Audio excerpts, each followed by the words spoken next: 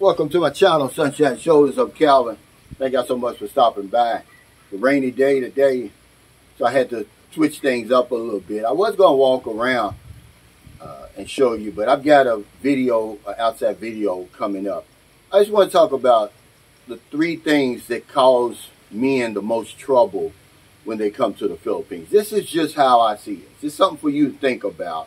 They're not any particular order. The first one is our religious beliefs. You know, I've hung around a lot of religious people who come to the Philippines. They struggle. This isn't an indictment against religion or anything like that. That's your personal decision. I'm just talking about what I see that causes men the most trouble over here. Everybody just about has some type of religious connection. I don't care if it's Hindu, Christian, Muslim, Mormon. But it seems like once they get to the Philippines, they throw all that out. Even before they get here, everybody has that go-to verse. We all have sinned and fallen short of the glory of God. Or the spirit is willing, the flesh is weak. They even start praying when they get on the plane because they know what they're going to do when they get over here, or what they plan to do when they get over here.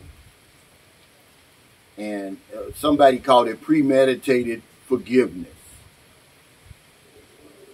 This causes a lot of trouble for me. Everything they're going to do over here, or plan to do, goes against everything they've learned in the church, the synagogue, the mosque. And most of them go back home feeling guilty because, I remember when I was married to my American wife. We were married for 18 years. And early on, after I got sober, I used to brag to myself, not to anybody else, how faithful I was. But the truth was, I had never been tested. There was really no temptation. The right woman or the wrong woman never came along my path to even make me want to even think about fooling around on my wife. So, I thought, well, yeah, what a great husband you are. And I think that's what happens with a lot of religious guys who come over here. When you're at home, there's no temptation. You're not tested. Everybody's religious till the devil shows up. A lot of times the devil's going to show up when you land at that airport. So religious beliefs get in our way. A lot of guys come over here. Religion makes them naive. It makes them victims, man. So it's just something to think about. I'm going to tell you the story. I want you to look it up. This happened in 2007. A 23-year-old Filipino was charged with the murder of her 62-year-old British pastor husband. This guy was a man of God. He had all the right intentions when he started coming over here in the Philippines in 2002. He met the young lady in 2004 when she was 19. In his words, it was God's will. And so he started doing all these godly things for the people in the Philippines. He was, getting Bibles at a discounted price so that they could purchase them, so they could afford to purchase them. He bought land, supposedly, to build a church. He was cheated out of that. Once he met the girl, he divorced his wife back in the UK. And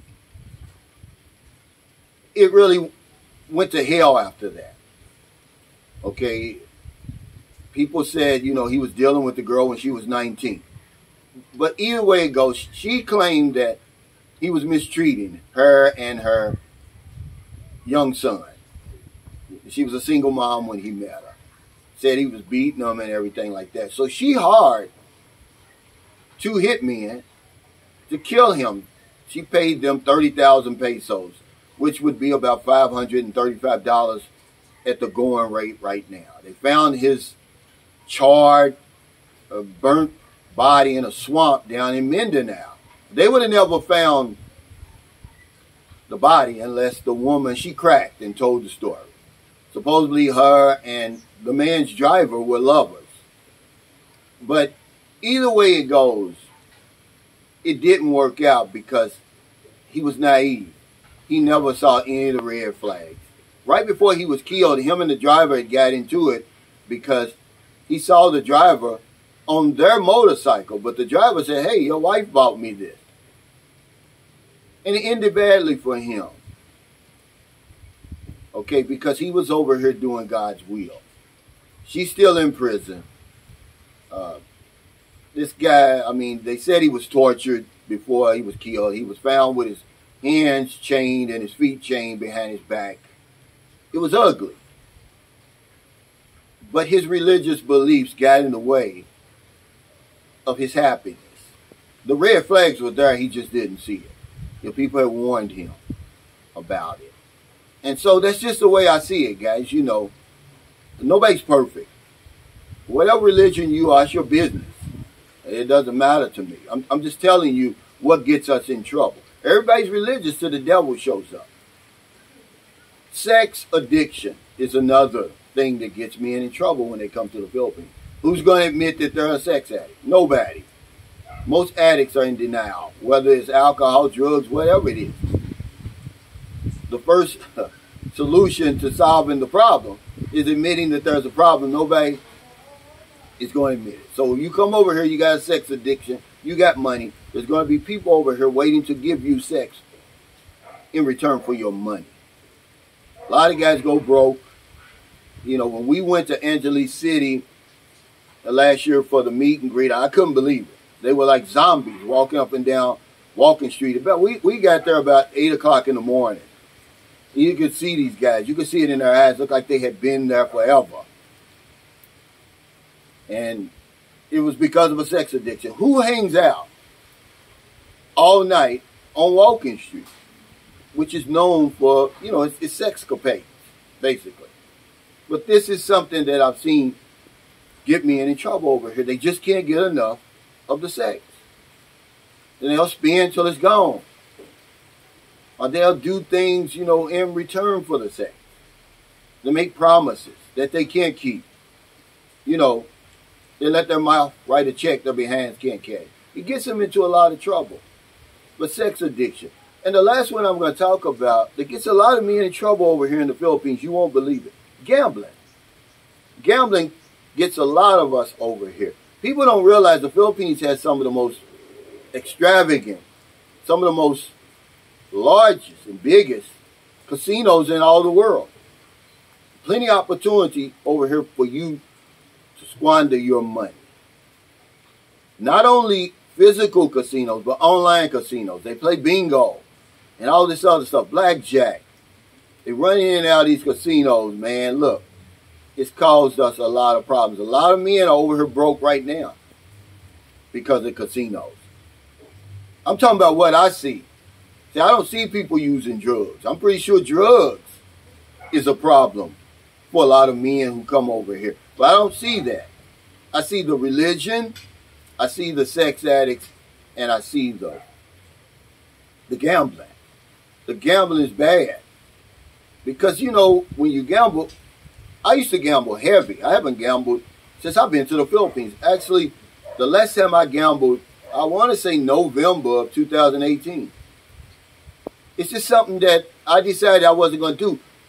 My common sense kicked in when I got over here. I'm not perfect, but my common sense kicked in. I said, I'm not going to do anything to risk me losing my money over here, because in the beginning, at the beginning of the day, about 93% of the people in that casino are winning, one way or the other. By the end of the night, only about 7% of the people walk out winners. See, I knew all that. I don't have enough money to be risking it gambling. And they'll let you win once or twice. You know, it's just the law of averages. But eventually, the longer you stay in the casino, the more likely it is you're going to lose. Okay, the house has more money than you.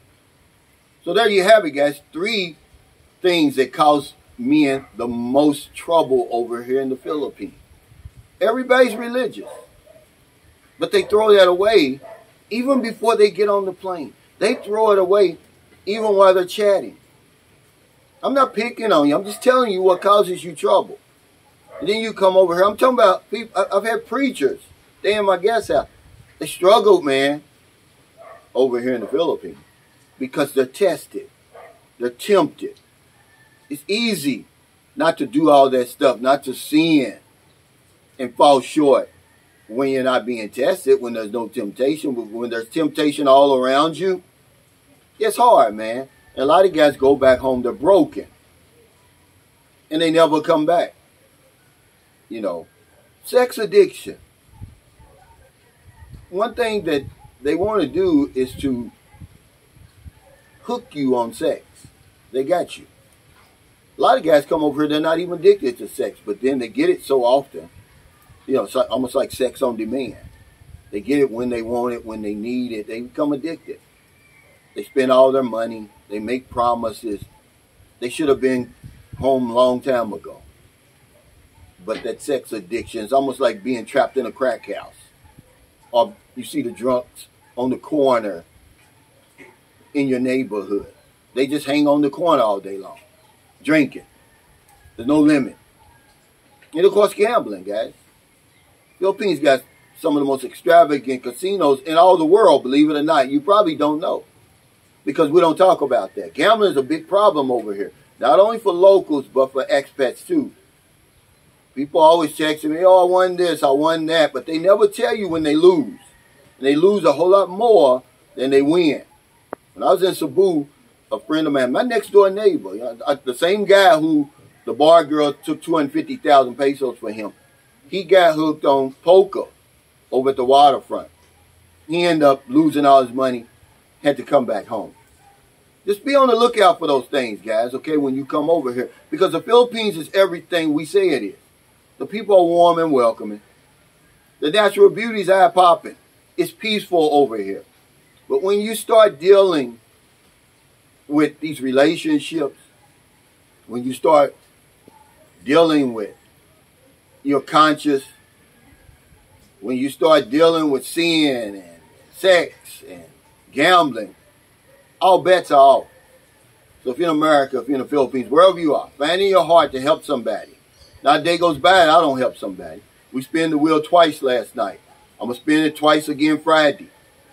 Just to help people over here, man, because if I don't know anything else, I know this one thing for sure. We help other people. We help ourselves. Take care. Stay safe, stay out of trouble. I'll see you next time. Don't do anything stupid. That premeditated forgiveness is foolishness, guys. Your God already knows what you're going to do before you even get here. I call it the sex pet prayer. Oh, Jesus, please forgive me. It's been so long since I had sex, since I've been with a woman. I'm getting ready to go up inside this woman. I'm getting ready to, break her back, dislodge her pelvic, and all that other crazy stuff that's going on in your mind, although you're religious. So you ask for forgiveness before you even do it. Don't do that, guys. Okay? Take care.